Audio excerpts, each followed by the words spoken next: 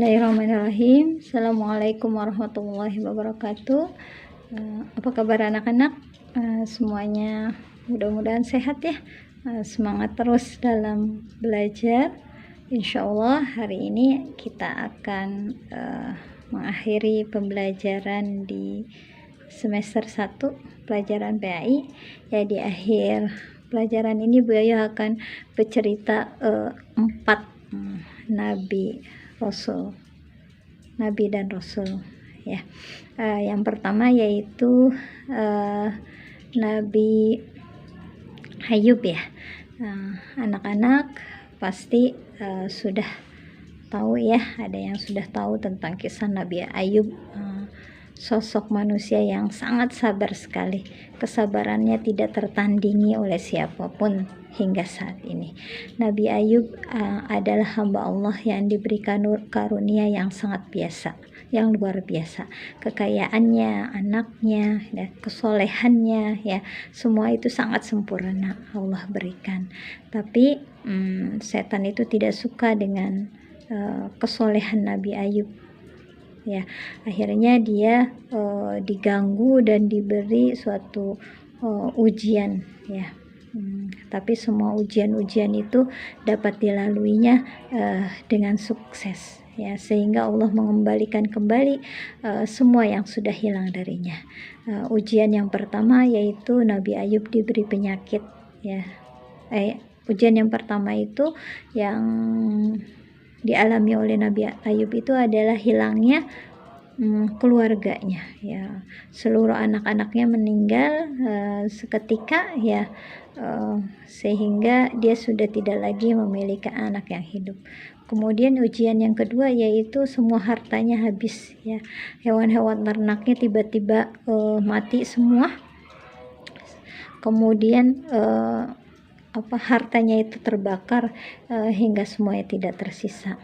Nah, dalam keadaan yang miskin papa, Nabi Ayub diuji yang ketiga yaitu dengan penyakit yang sangat menjijikan, penyakit yang sangat sakit sekali sehingga dia tidak bisa melakukan apa-apa. Tapi semua ujian-ujian itu Nabi Ayub terima dengan kesabaran. Tidak ada kata-kata menyesal, tidak ada kata-kata membantah, tidak ada kata-kata yang bersujud pada Allah. Bahkan semakin dia dekat kepada Allah, semakin taat dia kepada Allah, semakin rajin dia beribadah pada Allah. Kemudian setelah menjalani ujian yang luar biasa itu, Allah ganti kesabarannya itu dengan kenikmatan yang luar biasa, dikembalikan lagi semua harta-hartanya, kesehatannya. Sehingga dari kesabaran itulah Nabi Ayub diangkat menjadi Rasulullah ya. Anak-anak, dari kisah Nabi Ayub ini kita ngambil pelajaran bahwa semua ujian-ujian yang Allah berikan itu adalah baik untuk kita. Terkadang untuk menyadarkan kita, terkadang untuk membuat kita semakin bersyukur dengan nikmat-nikmat yang Allah berikan kepada kita. Yang kedua adalah Nabi Zulkifli. Nah, Nabi Zulkifli adalah sosok pemuda yang sangat beriman kepada Allah, tidak pernah berbohong ya. Ibadahnya sangat luar biasa. Di sepanjang siang dia berpuasa, kemudian sepanjang malam dia beribadah kepada Allah ya. Nabi Zulkifli tinggal di suatu kerajaan ya, raja yang sangat baik ya, raja yang soleh. Nah, tapi raja ini tidak mempunyai keturunan dan usianya semakin lanjut ya. Pada suatu hari raja ini berpikir siapakah yang akan menggantikan kerajaan, yang menggantikan raja untuk memimpin kerajaan negeri tersebut. Kemudian dibuatlah sayembara. Nah, di sayembara itulah raja itu memberi persyaratan ya, barang siapa yang sanggup untuk berpuasa di siang hari, kemudian juga beribadah di malam hari, maka dia layak untuk diangkat menjadi raja, menggantikan raja yang sekarang.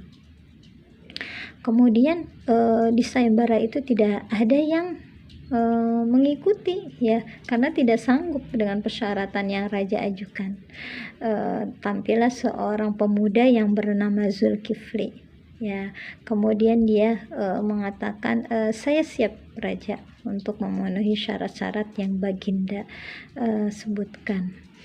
Raja agak tidak percaya dengan apa yang dikatakannya, tapi dengan keyakinan yang luar biasa akhirnya dia meyakini raja, dan akhirnya Zulkifli diangkat menjadi raja. Nah, selama menjadi raja, semua persyaratan yang dia terima itu dia lakukan.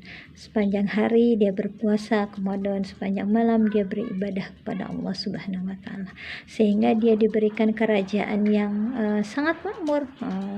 Kemudian rakyatnya juga sejahtera, dan dia memimpin penuh dengan kesabaran dan cinta kasih sayang kepada rakyat-rakyatnya, sehingga rakyat itu semakin hari semakin mengikuti apa yang dilakukan Nabi Zulkifli, beribadah kepada Allah dengan ibadah yang sempurna. Kemudian yang ketiga adalah Nabi Harun, ya. Nabi Harun ini merupakan sepupuhnya Nabi Musa, anak-anak saudaranya Nabi Musa. Selama hidupnya Nabi Harun ini selalu membersamai Nabi Musa, ya. Nabi Harun 3 tahun lebih muda dari Nabi Musa. Dia adalah saudara Nabi Musa, dan ketika berdakwah, Nabi Musa selalu didampingi oleh Nabi Harun. Ketika dia menghadapi Fir'aun yang kejam dan bengis yang mengaku sebagai raja, Nabi Harun mendampingi Nabi Musa, ya, hingga Nabi Musa yang tidak bisa berbicara fasih bisa digantikan oleh kefasihan Nabi Harun dalam berdiploma, dalam berbicara. Nah, Nabi Harun diangkat oleh Allah menjadi Nabi Allah, dan diperintahkan oleh Allah untuk membawa Bani Israel keluar dari agama penyembahan kepada Fir'aun. Kemudian juga Allah perintahkan kepada Nabi Musa dan Nabi Harun itu untuk menyadarkan Fir'aun untuk tidak lagi mengaku sebagai Tuhan, dan menyerahkan bangsa Bani Israel itu kepada Nabi Musa dan Nabi Harun untuk diajak menyembah Allah. Nah, yang terakhir adalah Nabi Musa. Kisah Nabi Musa luar biasa, ya anak-anak, ya. Nabi Musa dari bayi ketika itu Fir'aun itu sudah ketakutan dengan mimpinya, karena dia mimpi ada seorang anak yang akan lahir dan dia adalah calon yang akan membunuhnya, ya. Hingga pada saat itu dikeluarkanlah maklumat atau pengumuman, peraturan, siapa yang melahirkan laki-laki maka harus dibunuh hidup-hidup, ya. Kemudian ibunda Nabi Musa dengan gugupnya dia bingung dikemanakan bayi laki-lakinya. Kemudian atas izin Allah memerintahkan kepada ibu Nabi Musa untuk menghanyutkan, ya, bayi Musa. Dan akhirnya hilir sungai itu mengarah kepada taman Fir'aun, yang di sana terdapat istri yang Fir'aun yang sedang berada di taman. Ya, akhirnya bayi Musa ini diasuh oleh Fir'aun, musuhnya sendiri, ya, hingga menjadi seorang pemuda. Nah, setelah itulah Nabi Musa diperintahkan Allah untuk berdakwah pada Fir'aun. Dan saat itulah Fir'aun menolak dan mengusir Musa dari kerajaannya. Dan sejak itulah Musa dan Fir'aun menjadi musuh, ya. Nah, setelah perlariannya ke Madian, Nabi Musa mulai berdakwah.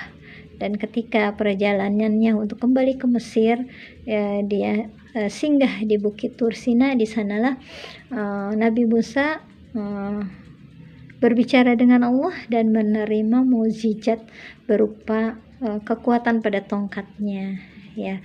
Kemudian Nabi Musa pun menerima kitab, ya, menerima kitab apa, anak-anak? Masih ingat? Kitab apa? Kitab Taurat, ya. Nah, setelah itulah Nabi Musa berkewajiban untuk berdakwah kepada Firaun. Setelah itu mukjizat-mukjizat yang Allah berikan kepada Nabi Musa sangat membantu dakwahnya Nabi Musa, ya, hingga pada akhirnya yang pertama itu ketika diadu dengan ahli sihirnya Firaun, Nabi Musa alhamdulillah mendapat kemenangan, ya. Tongkatnya itu berubah menjadi ular.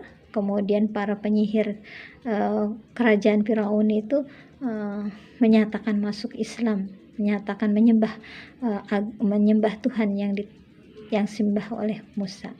Kemudian ketika Nabi Musa dan pengikutnya itu dikejar oleh bala tentara Firaun dan terpojok di lautan, maka dengan izin Allah, mukjizat Nabi Musa dari tongkatnya itu bisa membelah lautan, sehingga selamatlah Nabi Musa beserta kaumnya dan ditenggelamkanlah Firaun di dalam beserta bala tentaranya dalam lautan, ya, Laut Merah, ya.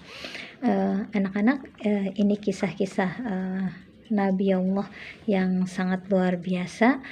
Kita ngambil keteladanan mereka, bagaimana mereka berdakwah dengan kasih sayang, bagaimana mereka berdakwah dengan kesabaran, bagaimana mereka berdakwah dengan keberanian, ya, berani menyampaikan kebaikan, kemudian menyebarkan kasih sayang kepada siapapun, kemudian bersabar atas segala ujian yang Allah berikan kepada kita.